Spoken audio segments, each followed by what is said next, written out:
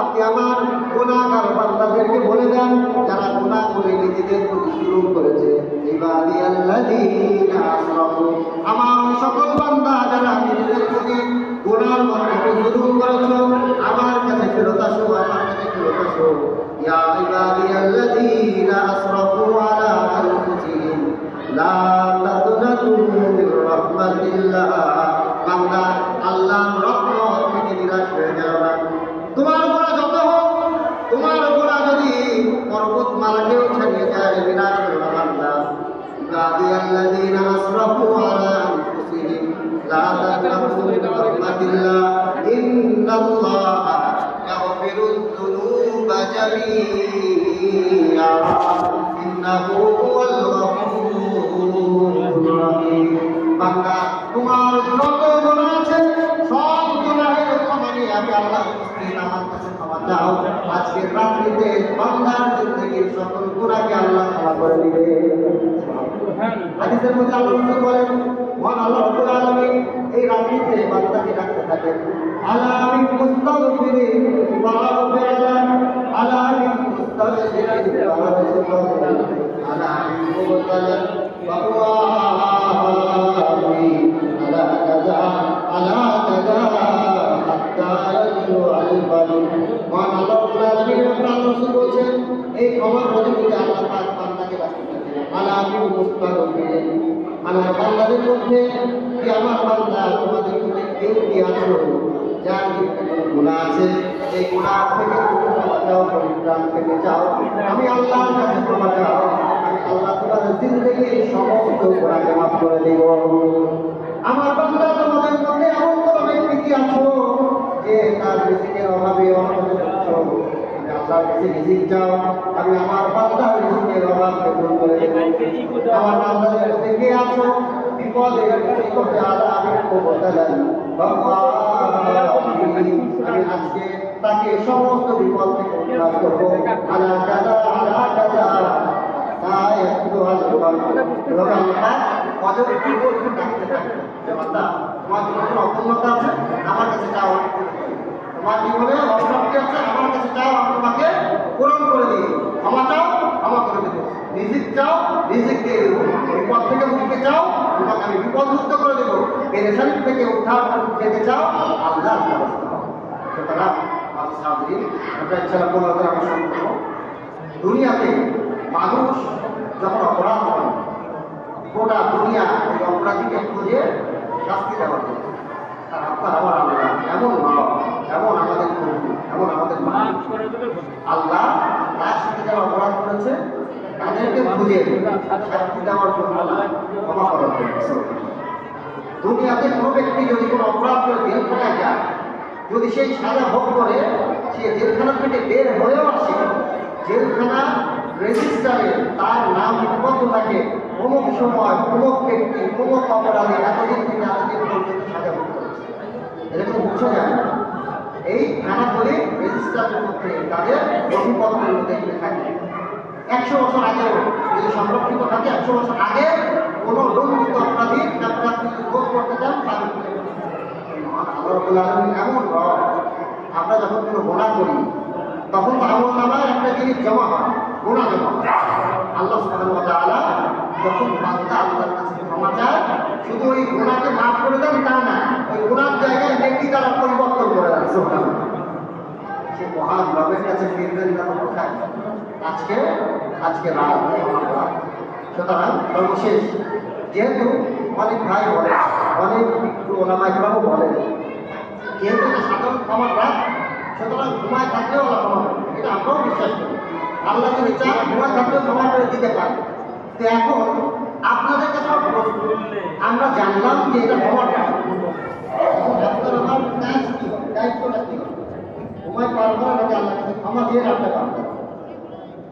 বুদ্ধিমান তো তারাই, যখন সে জানতে পারলো এটা একটা বিশেষ ক্ষমার রাত, তাহলে এই রাত্রিতে আমি আল্লাহর কাছে ক্ষমা চেয়ে ক্ষমাটা একেবারে নিশ্চিত করার চেষ্টা করি, ঠিক না ভাই? সুতরাং আরো 6টা অপরাধীকে আল্লাহ ক্ষমা করবেন না, তো ভয় দিতে চাচ্ছি না। আল্লাহ যেন আমাদের জীবনে যত অপরাধ আছে তাহলে জেনে রাখা দরকার। যেমন মুশরিককে ক্ষমা করবেন না, আর কাজ ক্ষমা করবেন না, অন্তরে হিংসা আর বিদ্বেষ পোষণকারীকে ক্ষমা করবেন না। 3 নাম্বার, আল্লাহ পাক আজকে রাতে যারা অন্যান্য বন্ধুকে হত্যা করেছে তাকেও ক্ষমা করবেন না যদি সে ওই তার কাছে ক্ষমা চায় না। 4র্থ, আল্লাহ পাক এই রাত্রিতে যারা পিতামাতা অবাধ পোষণ তাদেরকেও ক্ষমা করবেন। 5ম, আল্লাহ পাক এই রাত্রিতে যারা ফার্স্ট ব্লাডের আত্মীয়তা সম্পর্ককে ছিন্ন করেছে, নিজে ছিন্ন করেছে, তাকেও আল্লাহ পাক এই রাত্রিতে ক্ষমা করবেন না। যারা টাকুর নিচে, যে পুরুষরা টাকুর নিচে কাপড় ঝুলিয়ে পড়ে তাদেরকে আল্লাহ পাক এই রাত্রিতে ক্ষমা করবেন না।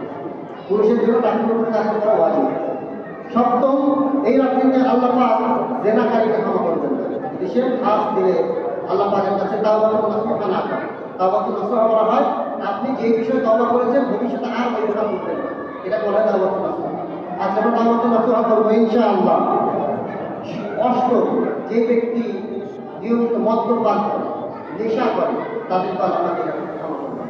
সুতরাং এই ধরনের দোষ ত্রুটি যাদের মধ্যে আছে আমরা আজকে ইস্তেগফার করব, আল্লাহর কাছে ক্ষমা চাইবো, কায়মা রাখবো, আর কখনো এই গুনাহের মধ্যে আমরা জড়াবো না। বলি আমিন। ইনশাআল্লাহ আল্লাহ যেন আজকের এই সাধারণ ক্ষমার রাত্রিতে আমাদেরকে রাহাতুল কাসর মসজিদের এই মহল্লার সবাইকে, সকল মুসলিম নরনারী, গোটা মুসলিম উম্মাহকে যেন আল্লাহ মাফ করে দেন। বলি আমিন। বিশেষ একটা, এই মসজিদের 16 নম্বর থেকে নিয়ে 8 পর্যন্ত যারা জমি নিয়েছেন, টাকা দিয়েছেন, আপনারাই তো দিয়েছেন, আপনাদের কি তারা দিয়েছে, আপনাদের আত্মীয় স্বজনরাই দিয়েছে, আপনারা যারা পরে এসেছেন তারাও কোনো না কোনোভাবে মসজিদের সাথে সম্পৃক্ত। মসজিদের শুরু থেকে নিয়ে আজ পর্যন্ত যারা এই মসজিদের সাথে সম্পৃক্ত ছিলেন, সহযোগিতা দিয়েছেন, টাকা দিয়ে হোক, পয়সা দিয়ে হোক, মেধা দিয়ে হোক, শ্রম দিয়ে হোক, জায়গা দিয়ে হোক, যে যেইভাবে এই মসজিদকে আজকে এই একটা সুন্দর অভাব হয়ে গেছে। এমনকি আমাদের এই মসজিদ আল্লাহর এই ঘরে যারা জীবনে একটা বার চেষ্টা করেছেন, তাদের মধ্যে যারা ইন্তেকাল করেছেন, আল্লাহ যারা আছেন তাদের সবাইকে মাফ করে দেন। বলি আমিন। আমরা ইনশাআল্লাহ সবাইকে আমাদের দোয়া থেকে সামিল করবো। নামাজের পরে সুন্নাত, 2 রাকাত সুন্নাতের পরে আমরা দোয়া করবো। আজকে আপনি অধিকাংশই হয়তো তখন করবেন ও ইবাদতের বিষয়ে একটু সময় বেড়ে গেল, আমি বলেছিলাম আর 5 মিনিট সময় নেই পুরো বিদের কাছ থেকে। হ্যাঁ, ইবাদতটা কীভাবে করবে? এই রাত্রিতে গোপনে ইবাদত করা উচিত, একেবারে খুব আয়োজন করে ইবাদত করাটা উত্তম। আপনি যত নিভৃতে নীরবে ইবাদত করতে পারেন ততটাই ক্ষমা চাওয়াটা লোকালয়, ক্ষমা চাওয়াটা আন্তরিকতা পাওয়া। আপনি গোপনে ইবাদত করেন। হ্যাঁ, এরপরেও আমাদের মসজিদে ইবাদতের সুযোগ থাকবে, যারা চান ইবাদত করতে পারেন। তবে আমরা বলছি ইবাদতটা যতটা নির্জনে করা যায় ততটাই একাকী আল্লাহর কাছে ক্ষমা চাই। আজকে আল্লাহর সাথে যেন আপনার এমন একটা সম্পর্ক তৈরি হয়, আল্লাহ যেন আপনাকে ক্ষমা করেই এমনভাবে চাইবে, আল্লাহ যেন আপনাকে আমার কাছে ক্ষমা করেই দেন, আল্লাহ যেন আমাদেরকে ক্ষমা করে দেন। বলি আমি এইভাবে চাইবে না। আমাদের ব্যাপারে নির্দিষ্ট কোনো কথা নেই, আছে না, কখনো তাহাজ্জুদ করবে, আপনার যেমন কাজা নামাজ করতে পারেন, এবং এই নামাজ পড়ার জন্য নির্দিষ্ট কোনো সূরাও না। আপনি 2টা সূরা পড়েন, ওই 2টা সূরাতে যত পারেন নামাজ পড়েন। হ্যাঁ, ইবাদতটা রাতটা 5টা ভাগে ভাগ করেন। আপনি কিছুক্ষণ আল্লাহর জন্য আল্লাহকে ডাকেন, সুবহানাল্লাহ, আলহামদুলিল্লাহ। আল্লাহ করেছেন সুবহানাল্লাহি ওয়া আলহামদুলিল্লাহ তামলাউ মা বাইনাস সামাওয়াতি ওয়াল আরদ। সুবহানাল্লাহ, আলহামদুলিল্লাহ এমন দিকে বাক্য, এটা যদি কেউ আন্তরিকতার সাথে করে, যদি তাকওয়ার সাথে করে, আসমান এবং জমিনের মধ্যবর্তী জায়গা সওয়াব দ্বারা পরিপূর্ণ করে আল্লাহ পাক তার আমলনামা দান করবেন। সুবহানাল্লাহ। যদি আপনার আন্তরিকতা ওই পর্যায়ে হয়। সুবহানাল্লাহ, আলহামদুলিল্লাহ, লা ইলাহা ইল্লাল্লাহ, আল্লাহু আকবার, এই 4টা বাক্যের জিকির করেন।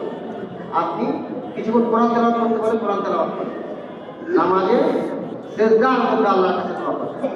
আজকে সবচাইতে আর বান্দা যখন সিজদা করে তখন আল্লাহর মাঝে আর বান্দার মাঝে কোনো পর্দা থাকে না। সুবহানাল্লাহ, কোনো পর্দা থাকে না। আপনি সিজদার মধ্যে আল্লাহর কাছে দোয়া করেন, বাংলায় করেন, নফল নামাজে বাংলায় আল্লাহর কাছে সিজদায় দোয়া করেন, লম্বা লম্বা সিজদা করেন। এই রাত্রিতে লম্বা লম্বা সিজদা দিয়ে নামাজ পড়া। আমাদের আয়েশা রাদিয়াল্লাহু তাআলা বর্ণনা করেন, আমি আল্লাহ রাসূলকে দেখলাম এত দীর্ঘ সময় সিজদা করছেন, আমার মনে হলো আল্লাহ রাসূলের একটু অফাত হয়ে গেল। আমি আল্লাহ রাসূলের পায়ের বৃদ্ধা আঙ্গুল ধরে নাড়া দিলাম, আল্লাহ রাসূল নড়ে উঠলেন। নামাজ শেষ করে বললেন, আয়েশা তোমার কি মনে হয় আমি তোমার হক নষ্ট করতেছি? বললো, না ইয়া রাসূলুল্লাহ, আমি মনে করছি আপনি মনে হয় ইন্তেকাল করছেন। এত লম্বা সিজদা। আল্লাহ রাসূল বললেন যে, আয়েশা তুমি কি জানো আজকে কোন রাত্রি? বললো, না ইয়া রাসূলুল্লাহ। আল্লাহ রাসূল বললেন, আয়েশা আজকে হচ্ছে এমন একটা রজনী, এই রজনীতে আল্লাহ পাক বনুকাল, মদিনাতে একটা গোত্র ছিল বনুকাল, তারা বকরি পালন করত। আল্লাহ বললেন যে বনুকালকে যত বকরি আছে, এই বকরির গায়ে যত পশম আছে, এই পশমের থেকেও বেশি গুনাহ আল্লাহ পাক এই রাত্রিতে বান্দার মাফ করে দেন। সুবহানাল্লাহ, এটা হচ্ছে আজকের এই রাত্রি লাইলাতুল কিদর ইনশাআল্লাহ। আপনি এই রাত্রিতে আল্লাহ কবরস্থানে গিয়েছেন, তাদের জন্য দোয়া করুন। আমাদের কবরস্থানে যেতে হবে না, আপনি এখানে বসে আপনি আত্মীয় স্বজনদের জন্য দোয়া করুন, কিছু সাদাকা করেন। এই মুক্তিটা কথায় নামাজ পড়বেন, তেলাওয়াত করবেন, জিকির আজকার করবেন, আল্লাহর কাছে বেশি বেশি ক্ষমা চাইবেন। ক্ষমার রজনী ক্ষমা চাইবেন। আল্লাহ যদি আপনাকে আমাকে আজকে ক্ষমা করে দেন, আপনি আমি সবচেয়ে সেই সম্পর্ক ইনশাআল্লাহ আমরা রাতটা কাজে লাগানোর চেষ্টা করি। আবার গোটা রাত জাগ্রত থেকে ফজরটা মিস করে, তাহলে গোটা রাত জাগ্রত থাকাটাই বেকার। কথা বুঝতে পেরেছেন? আপনি যদি শারীরিক কারণ, অনেকেই আজকে অফিস করেছেন, ব্যবসা বাণিজ্য যারা আছে সবাই কাজে লিপ্ত ছিল, গোটা রাত জাগতে না পারলে গোটা রাত জাগতে হবে না। আপনি এখন ঈশা নামাজ পড়েন, জায়গাটা নফল নামাজ পড়েন, আপনি ঘুমিয়ে, কিন্তু ফজরটা যেন মিস না। ফজর আগে উঠে 4 রাকাত পারেন, 8 রাকাত পারেন, তাহলে সেটা আল্লাহর কাছে ক্ষমা চান। ঘুমাতে যাওয়া পর্যন্ত ক্ষমা চাইতে চাইতে ঘুমাইতে যাবেন, ঘুম থেকে এসে যান, ঘুম থেকে উঠে ফজর আগে ক্ষমা চাইবেন। আল্লাহ যেন আমাদেরকে আজকের রাতে গোটা মুসলিম উম্মাহকে যেন আল্লাহ ক্ষমা করেন। আমিন। ওয়া আখিরু দাওয়ানা আলহামদুলিল্লাহ।